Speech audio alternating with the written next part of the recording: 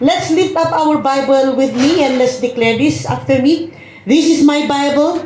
I am what it says I am. I can do what it says I can do. I can have what it says I can have.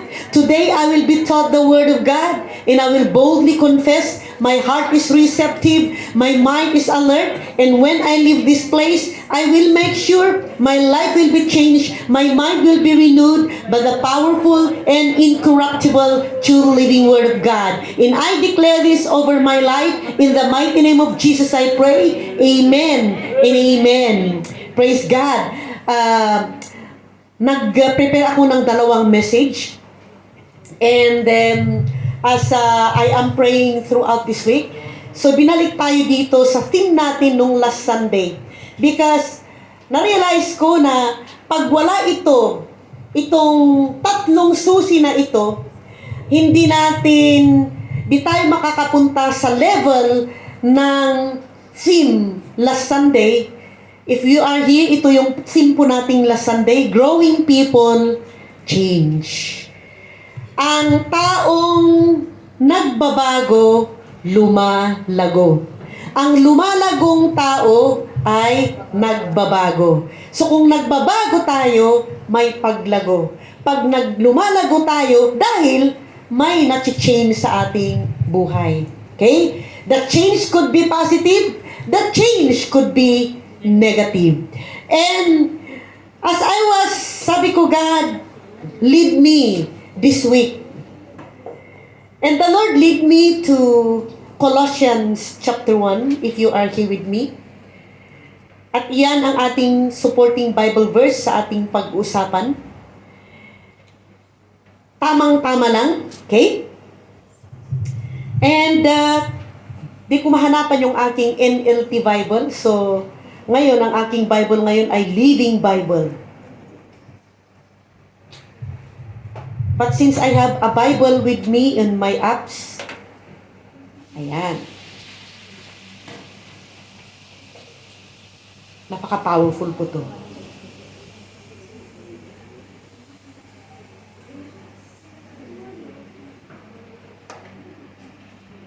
Okay, dito sa sa Colossians chapter 1, and Colossians has how many chapters? May 4 na chapter ang Colossians. It's just 4 chapters.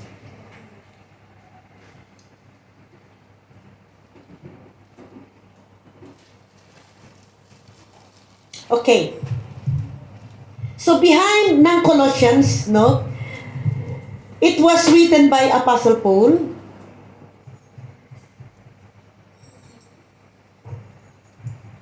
It is written to the people of Colossians, yung mga na-born again in that city. And Paul was been hearing a lot of powerful testimonies how the Colossians church, yung mga na-born again doon, na nag-grow, no? At sabi niya sa kanyang sulat, sa verse 3, we always pray for you and give thanks to God, the Father of our Lord Jesus Christ, for we have heard of your faith in Christ Jesus and your love for all of God's people, which come from your confident hope of what God has reserved for you in heaven. You have had this expectation ever since you first heard the truth of the good news. The same good news that came to you is going all out over the world. It is bearing fruit everywhere by changing lives. Wow, yung good news daw na it was already been spread all over the world, na itong good news na ito nakakapagbago ng buhay from the day you first heard and understood the truth about God's wonderful grace. You learn about the good news from Epaphras. Si Brother Epaphras pala, yung nag-preach ng message. Kanina nga may kwentuhan kami kay Ron, no? Na may na-sharean siya na isang relatives na is already cannot talk, cannot speak. So ang tanong, Nanang, can this person already saved? Hindi nakakapagsalita, pero tumutugon naman. And I was reminded about one of the Bible verse that says, how can they hear kung wala namang nag-share, nagbalita, nag-preach? So kagaya ni Epaphras, siya pala yung nag-preach, no? So that's why people receive the good news. Kaya sabi ko kay Ron, as long as tumutugon naman, at buhay pa yung tao, at narinig yung na-preach, na balita, na good news about salvation, about Jesus, and we believe by faith, dahil tumutugon naman, tumanggap yung tao na yan. Dahil buhay pa naman, nakakarinig. Amen. So, our part is to preach like Epaphras, the good news. So, ang prayer ko sa bawat isa sa atin ay we are going to have a new confidence to preach, to reach out for others about the good news. Okay, so, ito ang tugon naman ni Apostle Paul in verse 9. So we have not stopped praying for you since we first heard about you. We ask God to give you complete knowledge of His will and to give you spiritual wisdom and understanding. And I was praying throughout this week. I got this impression, na I would like to encourage the P12 in the 144 at lahat ng highly favored family. Because I know now we have been praying, meron po tayong, you called it don't watch, but I called it prayer movement. From my language, it must be a movement, no? At meron pa tayong stop in prayer. And as I will listen, from Monday to Sunday, the same pattern yung mga pinagpipray ninyo, no? And I would like to make it a correction as well. Mag-add siguro ako kasi parang naging familiarity na at yung iba na ay talagang dire-diretso na same, no? And I am not saying na masama. It is very good. But sabi kasi dito, si Apostle Paul nga, nung narinig niya yung mga naligtas na mga tao in the church of Colossians, he didn't stop to pray for them. So our part ay hindi masama na ipag-pray natin yung OFW, hindi masama na ipag-pray natin yung mga nation, but as I was listening, walang na ipag-pray sa highly favored.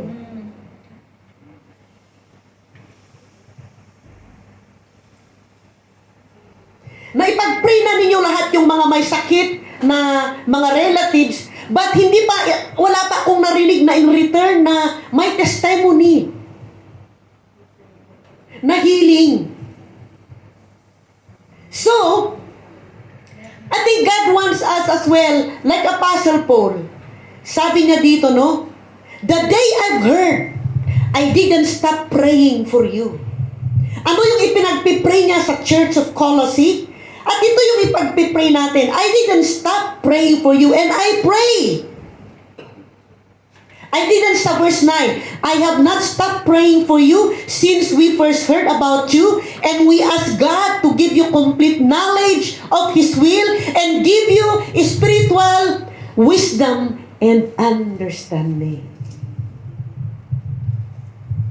So, highly favored family, I believe that gustong galawin ng Panginoon yung 5 a.m. prayer natin para makita natin ang testimony na may testimony, may nangyayari sa ating church. Amen. Where we are going to lift up those household in faith. We lift up yung mga ini-invite natin as never been before. And the more you lift up, kasi makikita natin mismo dito kung paano tumugon ang ating Diyos.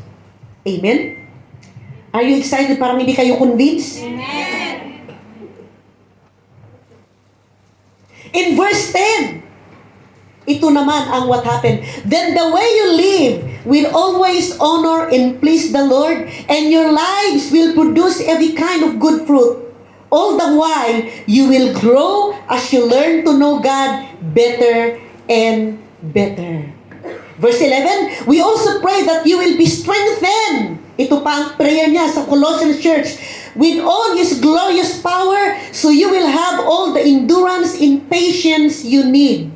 May you be filled with joy, always thanking the Father. He has enabled you to share in the inheritance that belongs to His people who live in the light. Verse 13, for He has rescued us from the kingdom of darkness and transferred us into the kingdom of His dear Son, who purchased our freedom and forgave our sins. And let's lower down. Okay? Let's go. Mag-advance po tayo. Ayan.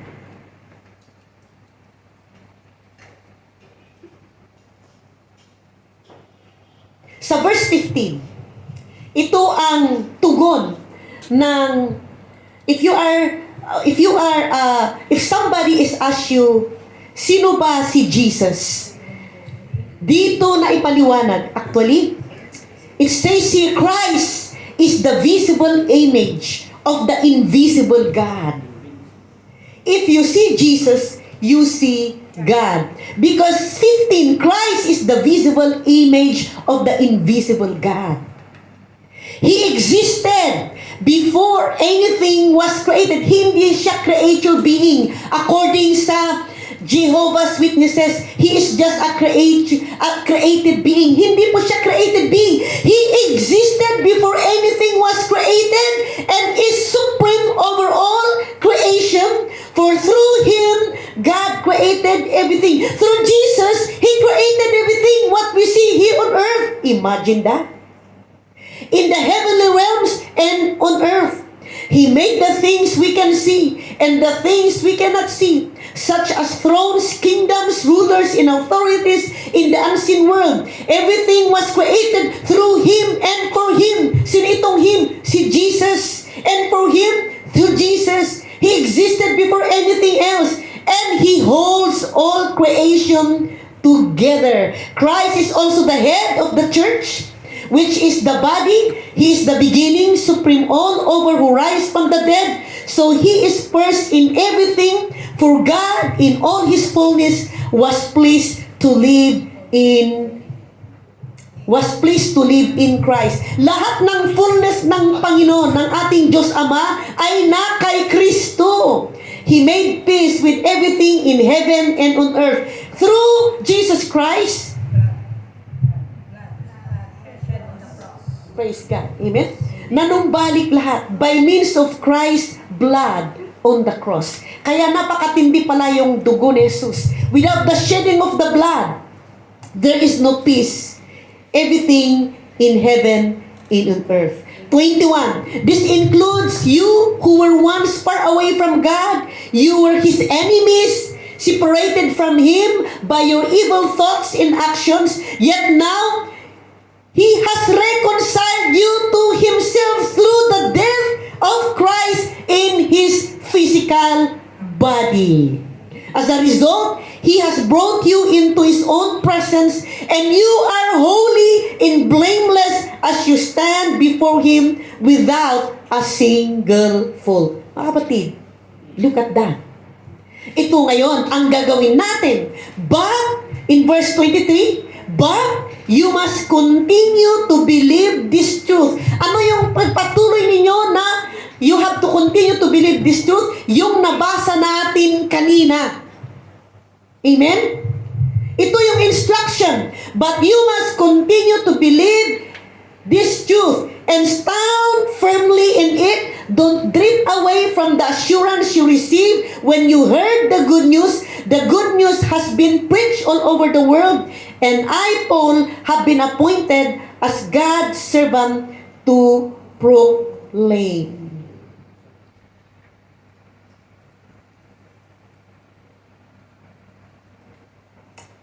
Hallelujah. In 27, verse 27, and this is the secret, mag-shortcut tayo. Christ lives in you. Ayan. Pastora, how did Christ lives in you? Huwag na niyo akong tanungin. I don't know how to explain.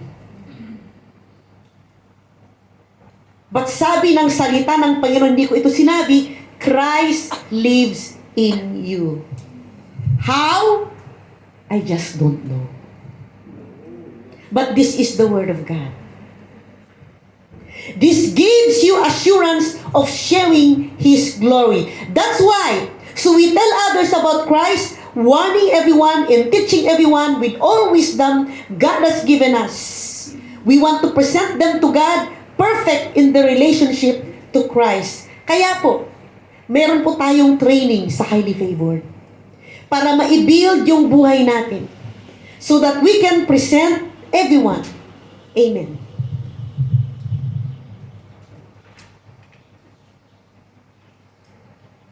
Na may Christ-likeness. Kaya po, why we need to change so that we will grow. Are you convinced? So tignan po natin, mag-jump po tayo sa chapter 2 ng Colossians. In verse 6, and now as you accepted Christ, Jesus as your Lord, ito ngayon yung conclusion ng chapter 1, you must, ano daw? You must. There is a very strong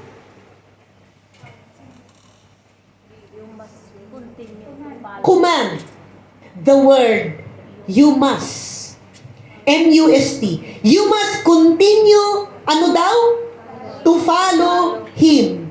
Alright. And how are we going to continue to follow Him? Verse 7. Let your roots, can we all read that together as our community Bible reading? Okay. Let your roots go down into me, and let your life build from me. Then your faith will grow strong and you will overcome.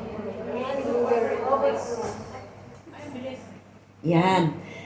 One reason na kailangan nating magbago para tayo lumago, lumago yung ating spiritual life, maging rooted and grounded, rooted in His love, rooted even in Christ, so that sa verse, dito kasi sa verse 8, do not let anyone capture you with empty philosophies and high-sounding nonsense that come from human thinking and from the spiritual powers of this world, rather than from Christ. Again, for in Christ lives all the fullness of God in a human body. Naulit dito, no? So God, yung fullness ni God ay nailagay lahat sa kay Kristo in a human form. Alright? Kaya kapag meron pong magtatanong, who is Jesus? You can be able to explain here in Colossians chapter 1 at sa chapter 2. And you can even quote Philippians chapter 2 verse 10. So now ngayon, ang challenge dito ay kailangan nating lumago. Ang part ng paglago natin ay dahil may nagbabago. Sasabihin natin, no, na ang pagbabago ay may result na paglago. Are you hit? Praise the Lord. So last Sunday, napag-usapan natin about growing people change. Positive or negative. Hindi pwedeng nag-grow ka, walang pagbabago. Amen. So sa atin wala na pong chance na, I'm not talking about physical change. Okay? Na wala nang pag-asa na kapag 4'11 ka or 4'10, 4'8, hindi na talagang, wala nang pag-asa, amen. So, ang palaguin natin ay yung ang ating pataasin, yung ating patangkarin ay yung ating spiritual life. Yung physical aspect, wala na talagang pag-asa. Okay? Kahit na you will going to wear 12 inches, ay you can siguro tataas ka ng maybe 5 feet, pero hanggang gun na lang, no? So, what we are talking here is about our spiritual life. Say the word, spiritual life, which was being spoken in Colossians chapter 2, verse 7 na binasa natin. So, as a disciple of Christ, as a follower of Christ, hindi pwedeng hindi ka mag-grow because growth is a must. M-U-S-T. At ang growth is, nasabi natin, ang growth ay lifetime commitment. Say the word. Sabi mo sa katabi mo, ang paglago, ang growth, amen, ay lifetime commitment. So, ibig sabihin, i-involve natin, meron po tayong participation. Yung participation natin, i-dedicate natin yung sarili natin into something na we are going to change. Amen? We are going to make a commitment. We are going to think carefully. Yung commitment na ito, obligated ka na gawin mo. May dapat kang gagawin. Amen? Hindi pwedeng manalangin ka lang na, Lord, I want to grow. Do you think in heaven bigla ka na lang na, it's not like that. Growth is a process. Wala pong shortcut. Kasi kung sinortcut mo yung pag-grow mo, baka pangit ang magiging kahinatnan, yung maging outcome, baka bangking-bangking, no? Amen? Maganda na yung talagang pulido. Kasi kapag pulido ka, mag-shine. You will gonna become salt in lamp. Amen? Maging asin ka, maging ilaw ka. Pero kapag fast ang mangyari, baka bangking at hindi maging maganda yung kahinatnan. Sabi nga natin, pag ang bata ay normal, talagang lalaki yan. Okay? It will going to just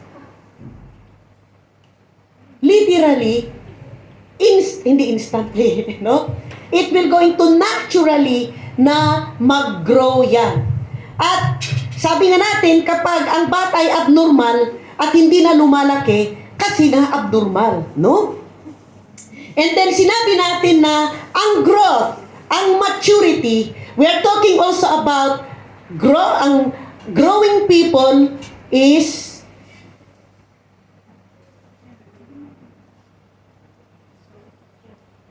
changing. Changing people is growing. So we are not talking about physical. Alright? Pero, pag may nababago in our spiritual life from the inside, yung nilalabas natin sa attitude natin ay maganda. Kaya, ang growth na pinag-uusapan natin dito ay hindi lang maturity, kundi attitude. Say the word, attitude. Ang anak ng Diyos na nagbabago, gumaganda ang ugali. Ayan. At lumalago ang ugali. Hindi papangit. Habang tumatagal tayo kay Lord, lalong gumaganda yung ating ugali. So ano yung pinag-usapan natin dito na gusto nating iparating, na gusto nating ma-inject, na gusto nating mapagtagumpayan? Yung pagbabago at paglago ng ating ugali. Last Sunday, natakal natin yung mga bagay tungkol sa growth. Number 1, growth is normal. It's not about age, but it is about, amen, maturity. Okay? Number 2, maturity is not about education. Hindi yung kung ano yung napag-aralan mo, ano yung natapos mo. Dahil may mga natapos, may mga degree, nakatapos ng university, pangit naman ang mga ugali, di ba? Mga corrupt ang mga ugali, basta pangit ang mga ugali. Siguro nakaka-relate kayo. May mga nakita kayong mga pamangkin ninyo or mga kapatiran kayo or mga relatives ninyo, they're educated, They are even the magna cum laude, summa cum laude, mga cum laude, no? Lahat ng mga laude dyan ay lahat na natanggap na yung mga awards at mga medal, pero pagdating sa ugali, bagsak sablay. Okay? So, number 3, maturity is not about achievement. Maraming taong maraming narating, maraming napuntahan na mga lugar, okay? Halos na-tour na niya lahat ng mga na-achieve na niya at na-tour niya lahat ng buong mundo. Okay? Marami siyang na-invest. Pero pagdating sa isang sitwasyon, pagdating ng problema, bagsak yung attitude. So, ano ba ang maturity? Maturity is about attitude. Hindi pinag-usapan kung may pinag-aralan ka. Hindi pinag-usapan kung may achievement ka. Hindi pinag-usapan kung ano yung edad mo. Pwede kang 50 years old, ang ugali mo ay 10 years old. No? So may 10 years old na pwedeng maging 20 years old ang isip. Are you here with me? So, today ang pinag-usapan natin, na palaguin natin, na baguhin natin, maturity is about attitude. When you are connected to the Lord, according sa Colossians chapter 2, amen, maturity is normal at maturity is expected. Sa pagmamature natin, gusto ng Panginoon na tayo ay maging mamunga. We are expected na mamunga. Because kapag namumunga tayo, when we are growing, it is exciting. Amen po ba? Are you here? Yan. So now, bakit kaya natin binalikan itong topic natin na to? Kasi dapat, pag tayo mag-invest tayo at mag-commit tayo na we are going to put to the next level na baguhin natin yung ugali natin, mag-mature na mabago yung ugali natin, dapat meron po tayong mga tools. Are you there? Agree kayo, dapat may tools tayong gamitin. Kagaya if you're going to do farming, hindi naman pwedeng manalangin ka, Lord, I want to plant this seed. Next, what you will gonna do? Of course, bungkalin mo, i-prepare mo yung lupa, alisin mo yung mga bato-bato, no? May pinapanood ako na isang single mom na Vietnamese, okay? At meron siyang original na anak at another adopted son na napulot sa daan. Anyway, to make the story short, I saw her life from the beginning, from the start until siya talaga ay nag-i-improve. And then she is good at farming, she is good at taking good care of animals, she's good to become a mother, she's a good businesswoman, she's a good cook, you know? And so impressive. So, wala akong experience sa farming, pero nakita ko, ay ganun pala ang gawin. Okay, so she prepared the land, she prepared the farm, and then she removed all yung mga weeds at yung mga bato-bato, and then she put yung abu-abuno, no? Tsaka humukay siya ng mga, kagaya nung bata tayo, di ba, yung na-try ninyo, nandun na ba kayo sa level na you will going to play with yung lupa, tapos sikuan mo, tapos ihian mo, di ba? It is exciting, no? Naranasan niyo yun?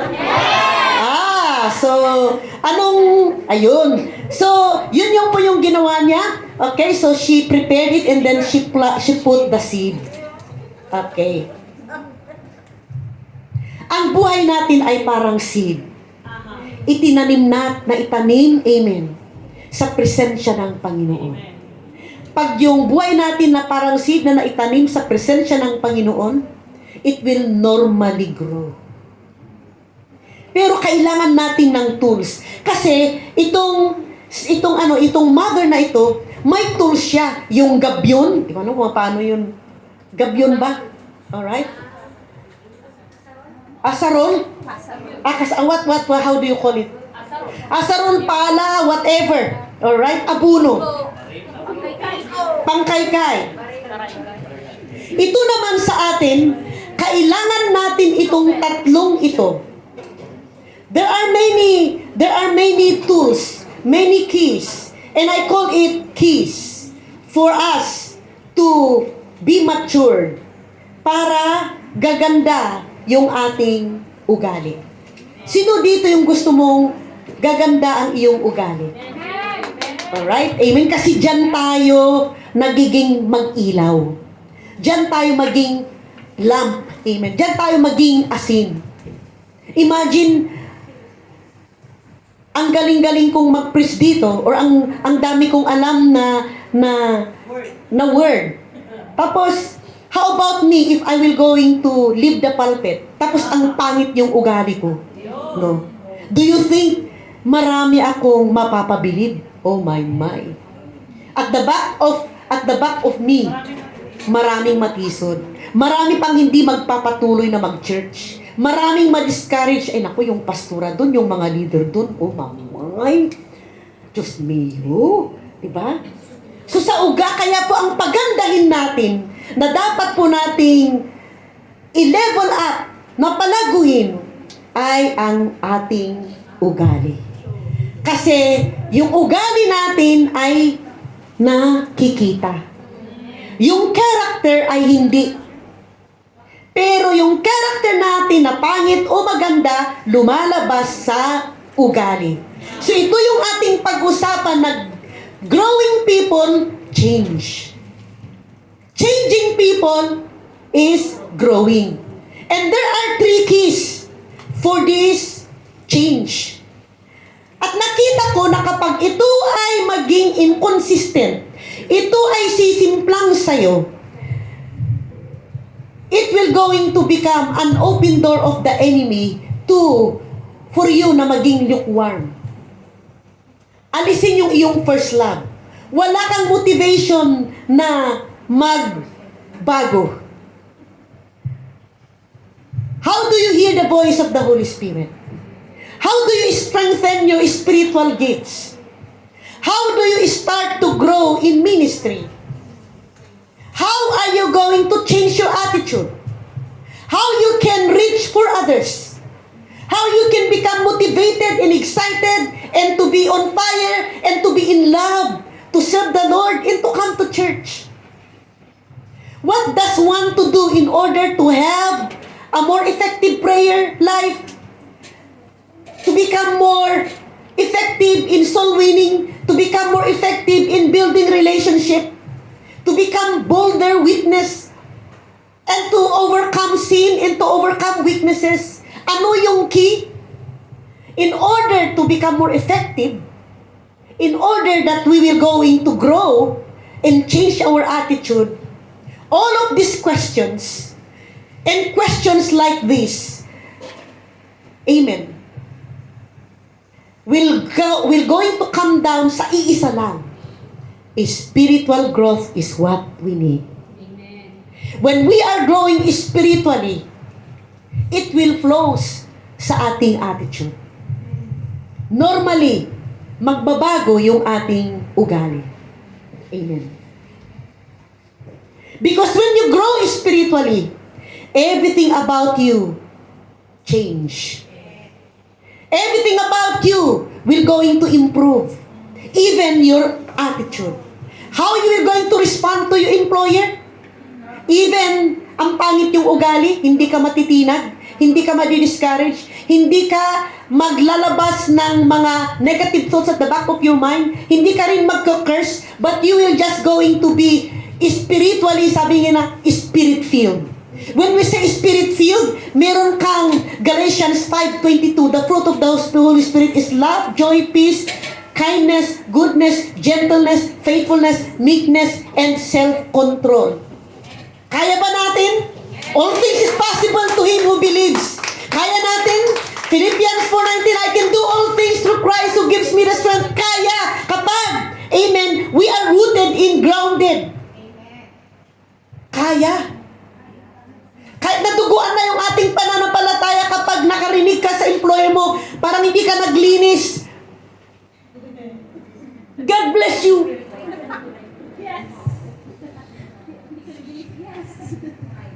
Parang hindi mo nilinisan to, pagod na pagod ka na ha. Talagang you really work so hard that day, tapos pagpasok, sasabihin pa na, hindi mo nilinisan to, tignan mo. Aba, nagpiano. Tapos, alam mo kapag naka-intune ka, amen, nakakapit ka, amen, yung root mo is nakakapit, talagang,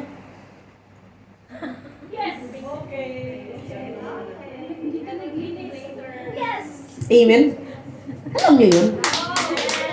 Hindi ka magre-react, pero mag-respond ka ng peace, ng calmness. Amen. That's right. You can just look into her eyes. Nanalo ang iyong mata. Because ang iyong mata, amen, may power na galing kay Lord. Amen. Yung demonyo, praise the Lord. Hallelujah. Umalis na lang yung amo mo. Pero ikaw, nanatili kang peaceful, naka-smile. Because you know what? You are not a slave. You are not a beggar. You are an ambassador, representative by Christ. Amen. Praise God. So ano itong key na kailangan natin? Ang dami. Pero itong tatlong key na ito, pinakita ng Panginoon in my life. Dahil sumimplang ako at nakita ko yung resulta. That when I lift it up again, nakita ko yung result. Oo nga pala, no? Yung don't you know, nag-trial and error ako. And I see the result. What are these three keys? Hello? Mga kapatid, mga na-born again, mga sinave ni Lord, yung trabaho ng Panginoon requires, ang nagre-require mag-participate ka. Kapag hindi ka nagpa-participate at ikaw lang ay nagpipray, hello, kailangan mo ding mag-participate in action. Hindi yung, Lord, I want to grow. Praise the Lord. Hallelujah. Hindi po ganun. So sabi dito, the work of God requires your participation. So what are the things one must do in order to grow spiritually para mabago yung ating pangit na mga ugali? Well. There are many things which we can contribute to your spiritual growth. Pero pag-usapan natin itong tatlo, may 5 minutes na lang ako. So for the sake of simplicity, I would briefly focus on just 3. Here are the 3 keys to spiritual growth. Alam na ninyo, pero I believe sumisimplang pa rin ito sa inyo. Bato-bato sa langit, ay hindi pala. Di bato-bato sa langit. Okay? Di bato-bato sa langit. Ang umaamin, napapalaya. Number 1, the Word. Ibig sabihin, yung Bible reading mo, yung meditation mo, yung pag-engage mo sa salita ng Panginoon. The Word. In Psalms chapter 1, verse 2 to 3, basahin po natin. But they delight in the law of the Lord. Sino yung they? Yung mga tao. They are meditating on it day and night. Meron din pala dito, no? Hindi lang pala sa Joshua chapter 1 verse 9. They are like trees planted along the riverbank, bearing fruit each season. Their leaves never wither, and they prosper in all they do. Oh my. Kapag ikaw pala ay nakakonect, amen, naka-rooted, praise God, sa presensya ng Panginoon, sa salita ng Panginoon, magpra-prosper daw ang ating lahat ng gagawin. At dito, ang explanation pa dito sa Matthew 6:33.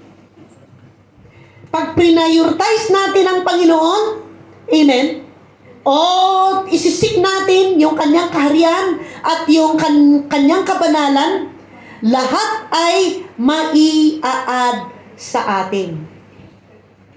Are you here? Now, this may seem obvious. At maybe, hindi mahalaga sa'yo.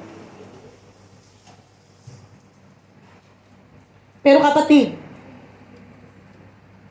the Word of God is very important.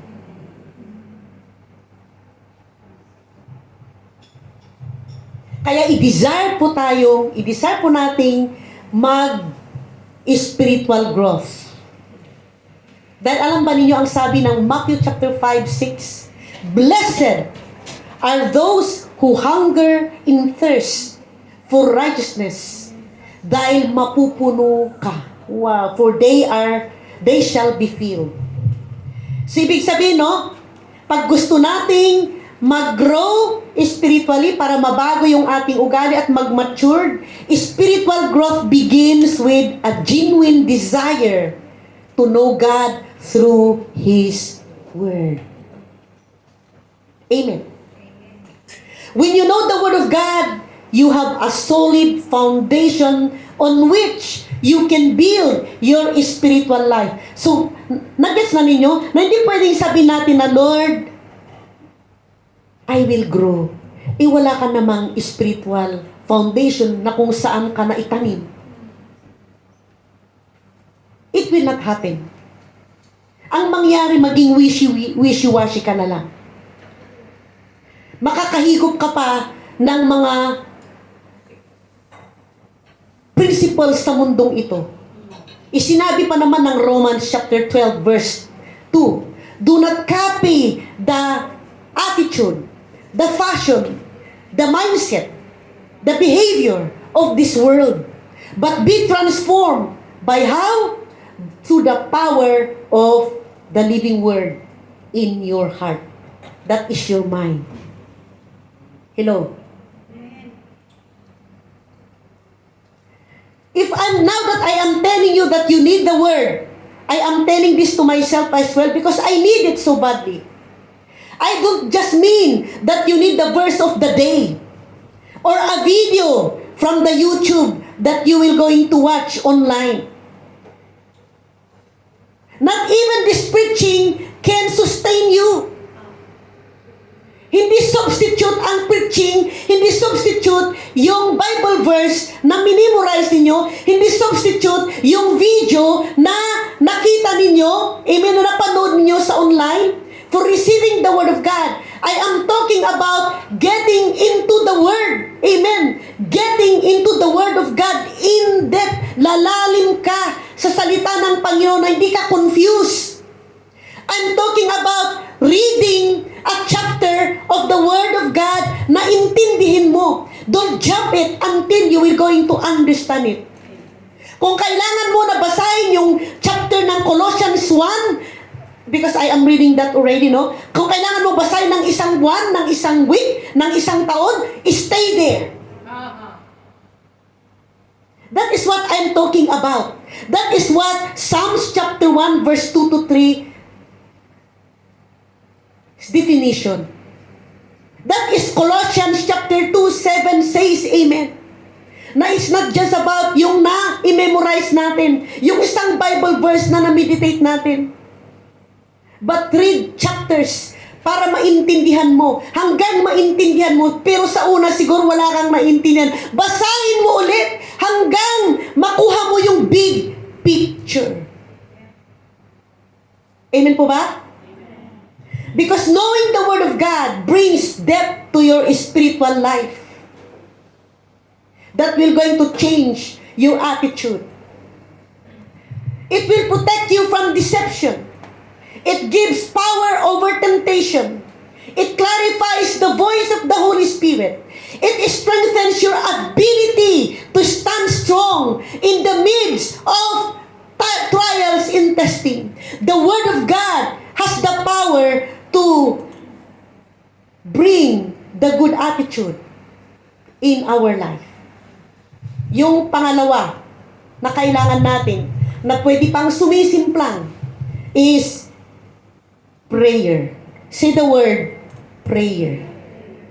In 1 Thessalonians 5:17 says, never stop praying. Again, this may seem like an obvious key to spiritual growth, but you will going to become amazed how many believers neglect this simple act. Is this true? Sa atin nga, baka sumisimplang pa tayo dahil pagod tayo sa trabaho. And then, nung nag-pray na tayo, nakatulog na pala tayo. Hindi na natin narinig kung ano yung sinasabi natin, no? Nakatulog na pala tayo. Nakaranas kayo ng ganun? Sa sobrang pagod? Looking for a short and quick growth in shortcut.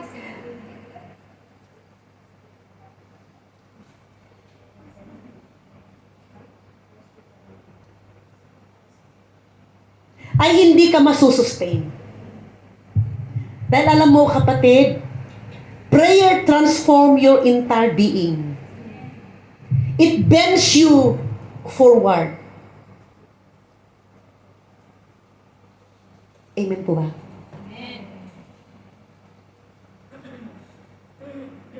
How we can pray? Pray with a sincere heart. Sincerity. Dahil binavalue ng Panginoon yung sinseridad ng puso natin. Sa Psalms 145 verse 18, sabi dito, "The Lord, malapit ang Diyos sa lahat na tumatawag sa Kanya." Amen. Na merong katotohanan sa kanilang puso. Ibig sabihin yung you are sincere. Kaya i-approach mo natin ang ating Diyos na may sincerity. Yung hindi ka matakot na sabihin mo yung nasa puso mo. Amen. Hindi kailangan na perfect how you will going to say the word. Kahit na utal-utal ka. As long as it is sincere.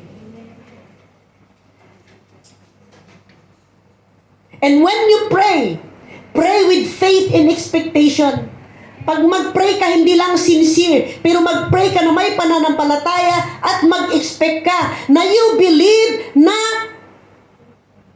tinugon ng Diyos, narinig ng Diyos yung iyong pinag-pray. And you believe na merong solusyon. Amen?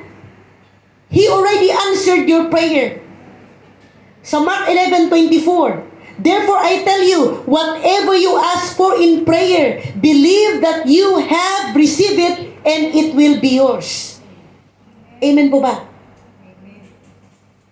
Kaya kapag meron kang, nag-pray ka na may honesty, nag-pray ka na may faith, at may expectation, so pray with thanksgiving. Habang nag-expect ka, magpapasalamat ka, "Lord, salamat dahil binayaran mo yung aking utang. Salamat, Lord, dahil you already healed me. I'm healed. Salamat, Lord." Praise God sa aking mga disciples. Hindi mo man nakikita pero nagpapasalamat ka na kasi meron kang pananampalataya at you are already expecting, amen, na tinugon na ng Panginoon. Amen po ba? Because when you have a gratefulness in your heart, na i-align yung puso mo sa salita ng Panginoon. Pag na-realign yung puso mo with your gratitude heart, nakita ng Panginoon, wow, I'll check. Dahil ang anak ko ay pinatawad yung kanyang employer na napaka-demanding at laging nagbibigay ng discourage sa puso niya at lagi niyang iniisip na mag-terminate.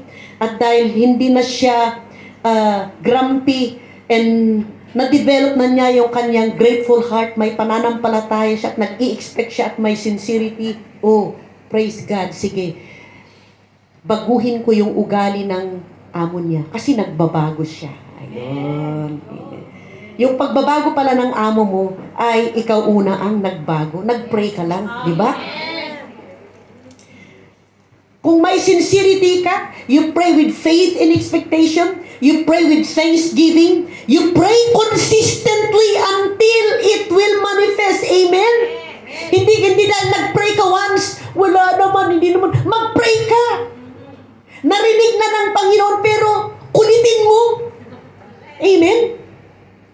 Keep telling the same thing, but it must be from the Word of God. Amen po ba? And pag wala ka nang masabi, pray in the Spirit, hurama, na iniisip mo, pray with understanding while pray in tongues, sabi ni Apostle Paul. You know what you are praying, pero hindi mo na lang sabihin, no? At you will going to pray in the Spirit, hurama, para salamat Lord, dahil binayaran mo yung aking utang, hurama naman na sa, this is your problem, not my problem, ripyanara, satata, hallelujah. Are you here with me? Praise the Lord. Lastly, when you pray, pag meron kang hindi pinatawad, patawarin mo para hindi maging sagabal sa mga prayers mo. Amen po ba? Forgive clears hindrances. Forgiveness clears hindrances in your relationship with God. Kaya, to pray effectively, pray with a sincere heart, pray with faith and expectation, pray with thanksgiving, pray according to the will of God, amen, and pray persistently, pray in the Spirit, and pray na magpatawad ka. Ayan. Patawarin mo, even the small things. Yung mga pag-react mo, yung mga tao na nag-cause na ikaw ay nag-react, yung mga tao na hindi nagbayad ng utang sa'yo, yung mga tao, amen, na whatever. The last but not the least, hindi lang we will going to become consistent in the Word of God, hindi lang consistent sa prayer. Praise God. We also need to become consistent in fellowship with other believers. Fellowship. Say the word fellowship. Where we can draw. Hebrews chapter 10:25. And let us neglect our meeting together as some people do, but encourage one another, especially now that the day of His return is drawing near. Ang isang principle ni Charlie Kirk, non-negotiable yung Sabbath. Yan yung one priority ng kanyang buhay, kaya po siya naging effective. Huwag mong isacrifice ang service mo kay Lord sa part-time, sa utang. Huwag mong isacrifice yung service mo. In 365 days, dapat ikumpleto mo yun. Amen. Because your Sabbath will going to speak to you before heaven. Sabi kasi dito, do not neglect. 99% na obedience, yung 1% na dinisobey mo, all the 99 will be invalid.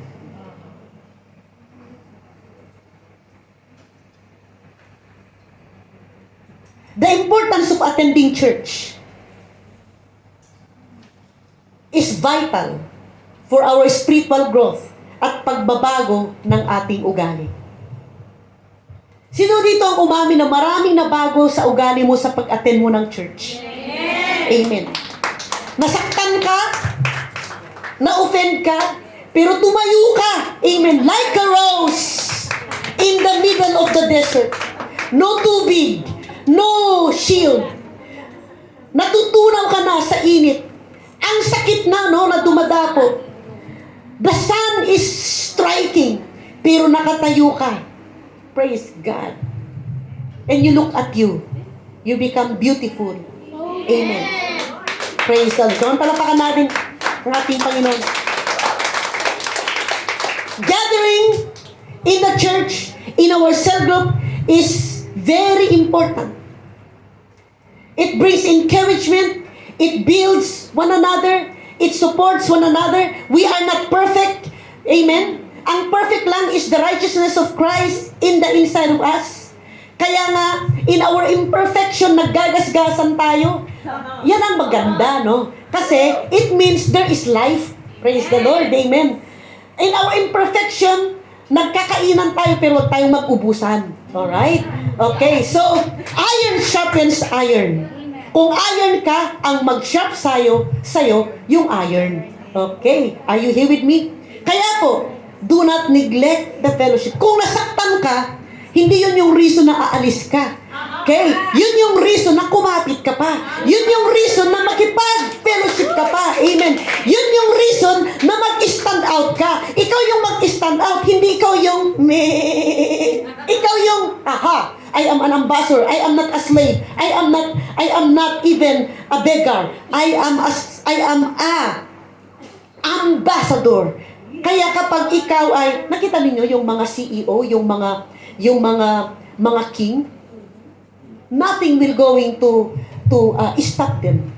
When they face so many things, mga pangbubuli, lalo silang nag-i-stand out. Dapat ganun po tayo. Ganun yung ambassador. Because remember, you are not a slave. You are not a beggar. You are not going to beg. You are going to stand out. Yan ka. Amen.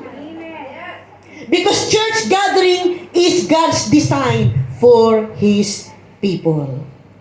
We find strength in encouragement when we come together. Don't you know that? Are you here with me?